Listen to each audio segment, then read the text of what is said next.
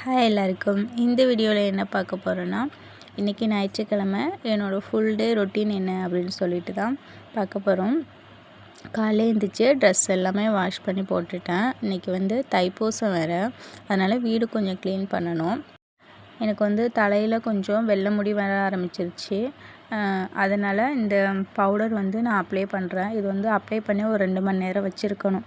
அதுக்காக காலையிலே அப்ளை பண்ணிகிட்ருக்கேன்.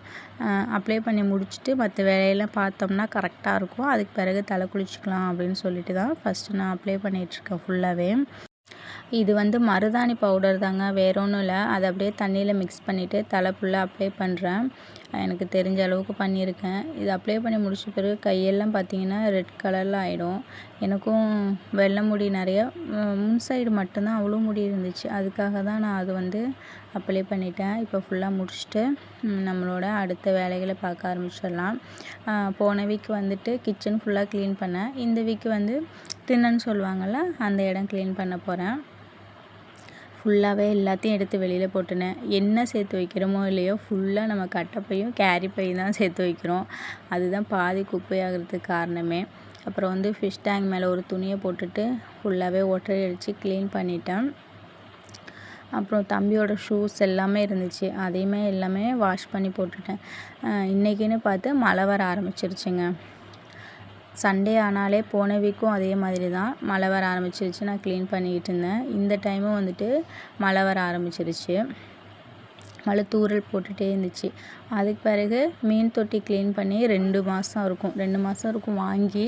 அப்போ தண்ணி போட்டது தான். அதுக்கு பிறகு நான் தண்ணி மாற்றவே இல்லை, வச்சுருந்தேன். தண்ணி கொஞ்சம் கலர் மாறிட்டு ஸ்மெல் வர ஆரம்பிக்கவும் நான் அப்புறம் மாற்றிட்டு அப்படியே நானும் குளிச்சுட்டு கிச்சனில் கொஞ்சம் வேலை இருந்துச்சு, அதையும் முடிச்சிட்டேன்.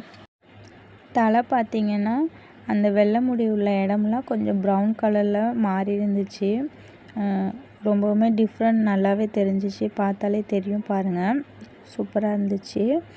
தலையை காய வச்சு முடிச்சுட்டு அதுக்கு பிறகு இந்த குட்டீஸுங்களையும் வச்சுட்டு சிம்பிளாக ஒரு சமையல் பண்ணேன். புளிக்குழம்பு வச்சுட்டேன். அப்புறம் தயிர் சாதத்துக்கு பசங்களுக்கு உருளைக்கிழங்கு பண்ணலாம் அப்படின்னு சொல்லிட்டு அதையும் கட் பண்ணிகிட்ருக்கேன்.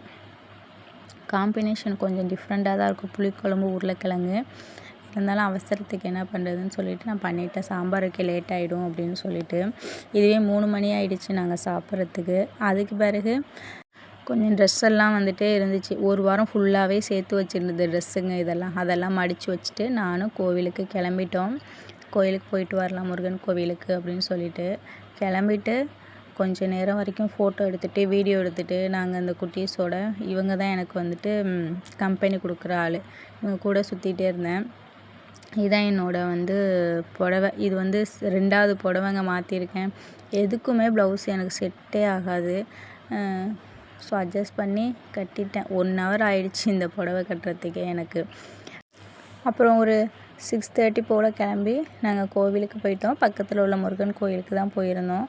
அங்கே போயிட்டு சாமி கும்பிட்டுட்டு வீட்டுக்கு வந்தாச்சு. வீட்டுக்கு விளக்கேற்றிட்டு நைட்டு டிஃபன்லாம் பண்ணி சாப்பிட்டுட்டு படுக்கிறதுக்கே 10:30க்கு மேலே ஆகிடுச்சிங்க. அவ்வளோதான், இந்த வீக் எனக்கு இப்படி தான் போச்சு.